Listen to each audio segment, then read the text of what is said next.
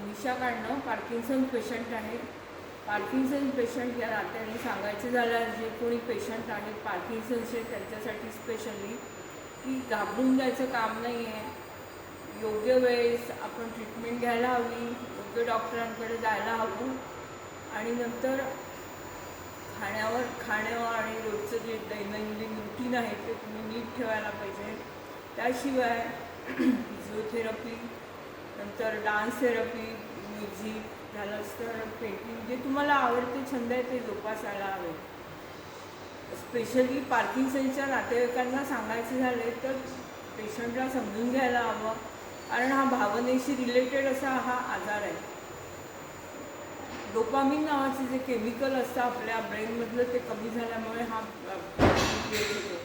आणि हे डोपामिन वाढवण्यासाठी आपल्याला निरनिराळ्या ॲक्टिव्हिटीज तर करायच्याच आहे. शिवाय घरातल्या मंडळींनी पेशंटला सपोर्ट करायचं आहे.